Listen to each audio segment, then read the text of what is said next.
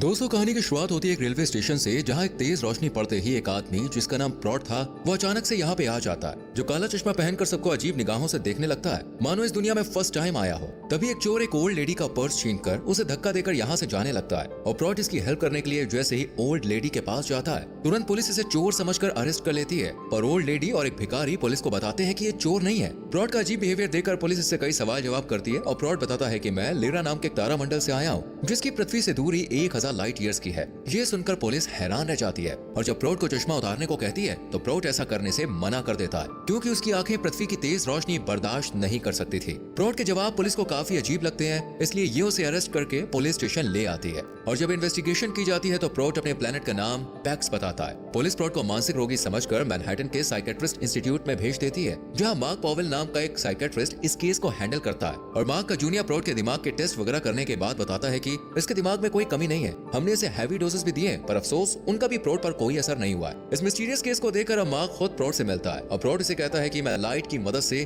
Capex planet से पृथ्वी पर आया हूँ और पहले भी एक दफा आ चुका हूँ। साथ ही ये अपने एलियन होने की बात भी रिवील करता है। इस पर मार्क पूछता है कि अगर तुम सच में एलियन हो तो फिर हम इंसान जैसे क्यों नजर आ रहे हैं। प्रॉट जवाब देता है मैं पृथ्वी पर हूँ इसलिए ह्यूमंस जैसा दिख रहा हूँ, जबकि केपेक्स प्लेनेट पर एलियन ही नजर आता है। लेकिन मार्क अभी से सीरियस मेंटल पेशेंट मानकर अपने इंस्टीट्यूशन में एडमिट कर देता है। प्रॉट दूसरे पेशेंट्स के साथ डॉक्टर से भी काफी अच्छे से और वेल मैनर्ड वे में बात करता है और पेशेंट्स को बताता है कि मेरा प्लेनेट पृथ्वी से काफी ज्यादा एडवांस है, वहाँ 2 सूरज और 7 चांद हैं। ये बात सुनकर पेशेंट्स भी इसे आला दर्जे का पागल समझने लगते हैं। अगले दिन मार्क एक मीटिंग ऑर्गेनाइज करके सभी डॉक्टर्स को प्रॉट के बारे में बताता है, जिसका मानना था कि वो पृथ्वी पर 4 साल 9 महीने पहले आया था और वो 337 सालों का है। सब डॉक्टर्स प्रॉट को हैवी मेडिकेशन देने की सलाह देते हैं, पर मार्क ऐसा करने से मना कर देता है, क्योंकि वो जानना चाहता था कि आखिर प्रॉट ऐसी बातें क्यों कर रहा है। इसलिए मार्क को बुलाता है और केपेक्स प्लेनेट की जानकारी लेता है, जिस पर प्रॉट कहता है कि हमारे ग्रह पर बच्चों को जन्म देना पृथ्वी के मुकाबले काफी रिस्की होता है, इसमें जान जाने का खतरा भी बना रहता है। प्रॉट जिस अंदाज में केपेक्स प्लेनेट के बारे में बताता है, मार्क को भी लगने लगता है कि ये सच बोल रहा है। सेशन में भी प्रॉट ऐसी कोई हरकत नहीं करता है जो उसे पागल करार दिला सके।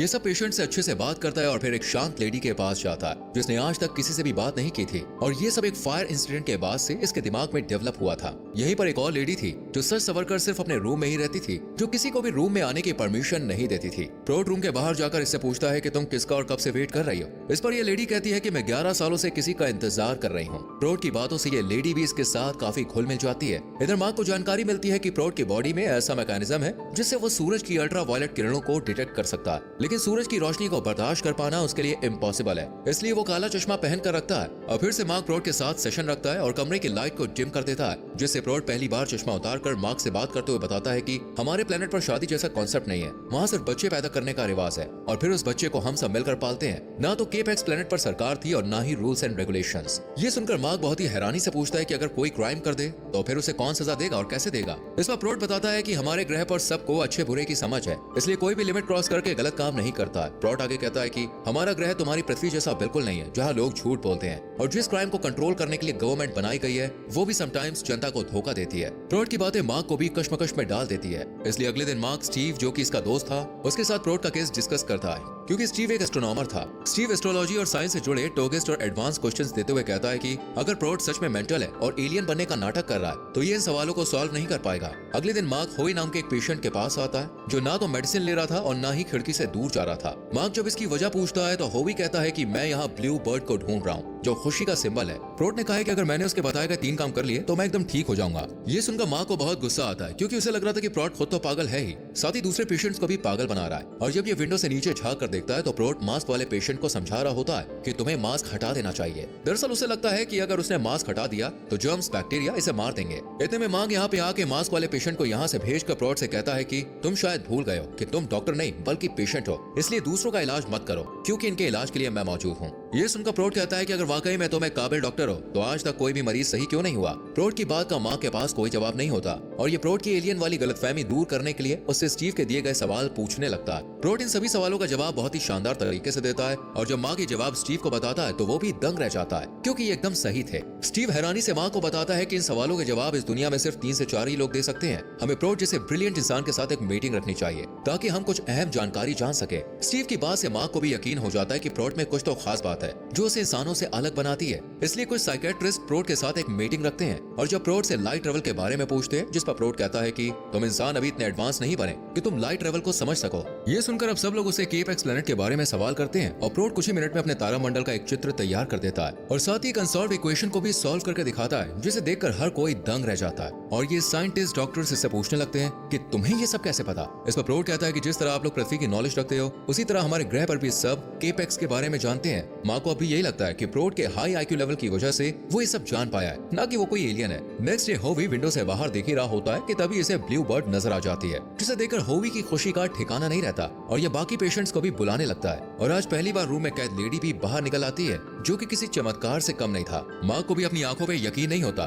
पर सब पेशेंट्स को खुश देखकर इसे भी काफी अच्छा लगता है। रात में वही लेडी प्रोट के पास आती है जो कभी नहीं बोलती, लेकिन आज ये प्रोट से कहती है कि तुम ही वो ब्लू बर्ड थे ना। खैर अगले दिन एक पेशेंट प्रोट के पास आकर उससे कहता है कि तुम्हें छोड़कर बाकी सब लोगों से मुझे बदबू आती है, तो मुझे अपने प्लेनेट पर ले चलो। इस पर प्रोट कहता है कि तुम में से सिर्फ एक को मैं अपने साथ ले जाऊंगा। ये सुनकर सब प्रोट को देखकर उसके साथ जाने की तमन्ना जाहिर करते हैं। ये बात माँ तक भी पहुंच जाती है और वो प्रोट को समझाता है कि तुम्हारी इन झूठी तसल्लियों से मरीजों की तबीयत और बिगड़ सकती है। इस पर प्रोट कहता है कि मैंने कोई झूठ नहीं बोला, मैं तो सच में किसी एक को साथ लेकर जाऊंगा, वो भी 27 जुलाई को 5:51 पर। प्रोट की बातें माँ को और ज्यादा कंफ्यूज कर देती है और प्रोट को समझाने के लिए ये इसे अपने घर पर बुलाता है। प्रोट माँ की फैमिली से काफी अच्छे से मिलता है और माँ का डॉग तो कुछ ही पलों में प्रोट का दोस्त बन जाता है। जबकि इस डॉग की खूबी थी कि वो किसी स्ट्रेंजर के साथ ज्यादा क्लोज नहीं होता था। प्रोट माँ के बच्चों से कहता है कि ये डॉग तुमसे बहुत नाराज है क्योंकि तुमने इसका फेवरेट शूज कहीं छुपा कर रखा है। दरअसल इस डॉग को एक शू बहुत अच्छा लगता था, लेकिन माँ के शरारती बच्चे उसे छुपा कर रखते थे, इसलिए बच्चे सच सुनकर हैरान रह जाते हैं और हमें समझ आता है कि प्रोट एनिमल्स की भाषा भी जानता है। इसके बाद प्रोट माँ की बेटी को झूला झुलाने लगता है और तभी कोई पानी चालू कर देता है। पानी को देखकर प्रोट बहुत ज्यादा डर जाता है और बच्ची के लाख कहने के बाद भी उसे नहीं छोड़ता। बच्ची को देखकर ये सब लोग यहाँ पे आ जाते हैं और जब पानी बंद करते हैं तो प्रोट थोड़ा नॉर्मल होता है। पर प्रोट के इस बिहेवियर से माँ की वाइफ मार्क पर बहुत गुस्सा करती है। मार्क अपनी कोलीग से भी प्रोट के पानी के डर को डिस्कस करते हुए कहता है कि हो सकता है कि प्रोट के अतीत से कुछ ऐसी यादें पानी से जुड़ी हों जिनकी वजह से प्रोट आज तक पानी को देखकर नॉर्मल नहीं हो पाया। मार्क आगे बताता है कि प्रोट 27 जुलाई को जाने वाला है, जिसका मतलब है कि वो उस दिन अपने आप को या फिर किसी और को नुकसान पहुंचा सकता है। प्रोट के जाने से पहले मार्क हिप्नोटाइज की मदद से उसके पास के बारे में जानने का फैसला करता है, पर अफसोस प्रोट पूरे इंस्टीट्यूट में कहीं भी नहीं होता और पेशेंट्स बताते हैं कि वो कुछ खास इन्फो इकट्ठा करने के लिए ग्रीनलैंड और आइसलैंड गया है। माँ को पेशेंट्स की बात पर यकीन नहीं होता और ये जगह जगह प्रोट को ढूंढने लगता है, पर कोई फायदा नहीं होता है। और ठीक 3 दिन बाद प्रोट एक पेड़ पर बैठा हुआ नजर आता है। माँ के पूछने पर प्रोट बताता है कि मैं लाइट ट्रेवल करके ग्रीनलैंड और आइसलैंड गया था ताकि वहाँ की इन्फॉर्मेशन इकट्ठा करके अपने प्लेनेट पर उसे सबमिट करा सकूं। अगले दिन मार्क प्रोट को हिप्नोटाइज करता है और प्रोट पास में झांकते हुए अपने एक दोस्त का जिक्र करता है और बताता है कि उसकी कुछ समय पहले ही शादी हुई थी और फिर उसकी बेटी हुई, लेकिन 4 साल पहले 27 जुलाई को कुछ ऐसा हुआ जिसके चलते उसके दोस्त ने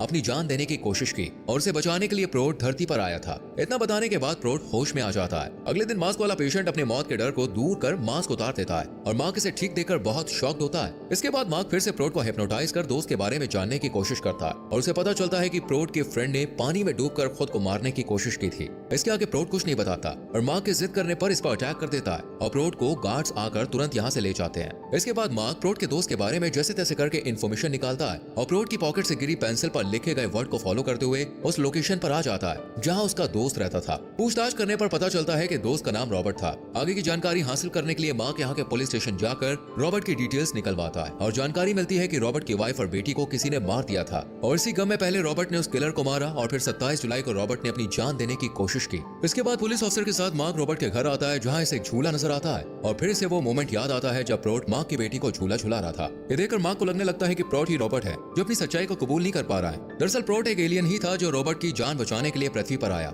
और उसकी बॉडी में घुसकर उसे पॉसेस कर पानी से बाहर निकाल लाया और तब से रॉबर्ट की बॉडी में ही था जबकि रॉबर्ट कोमा में जा चुका था। जानकारी इकट्ठा करने के बाद मार्क वापस इंस्टीट्यूट आ जाता है जहाँ पार्टी हो रही थी। इसी बीच मार्क प्रोट के साथ एक सेशन रखता है क्योंकि कल यानी कि 27 जुलाई को प्रोट यहाँ से जाने वाला था, पर मार्क इसे कहता है कि तुम चाहो तो यहाँ पर हमेशा के लिए रह सकते हो, पर प्रोट मना कर देता है। इसके बाद मार्क प्रोट को रॉबर्ट की एक फोटो दिखाते हुए समझाता है कि तुम रॉबर्ट हो, लेकिन प्रोट कहता है कि मैं रॉबर्ट नहीं हूँ और मेरे जाने के बाद तुम रॉबर्ट का ध्यान रखना। अगले दिन प्रोट पर सीसीटीवी कैमरे से नजर रखी जाती है और एक अलग सी रोशनी आती है और सीसीटीवी कैमरे काम करना बंद कर देते हैं। ये देखकर मार्क प्रोट के रूम में भागा हुआ आता है और देखता है कि प्रोट या कहे तो रॉबर्ट की बॉडी जमीन पर पड़ी हुई है जो कोमा में है। पेशेंट्स उस लेडी के रूम में जब जाकर देखते हैं जो बोलती नहीं थी, तो वो वहाँ नहीं होती है, यानी कि प्रोड उसे अपने साथ केप एक्स प्लेनेट पर ले गया था। इसके बाद बाघ रॉबर्ट का ध्यान रखता है और क्रिसमस पर अपने बेटे से भी मिलता है, जिसके बाद दोनों बाप बेटों के बीच सभी दरार खत्म हो जाती है और मूवी की यहीं पर हैप्पी एंडिंग होती है। तो दोस्तों, कैसी लगी आपको ये शानदार मूवी? कमेंट में हमें जरूर बताएं। वीडियो को लाइक और शेयर करके चैनल को सब्सक्राइब करें और बेल आइकन प्रेस करें, जिससे आने वाली वीडियोस मिस ना हो।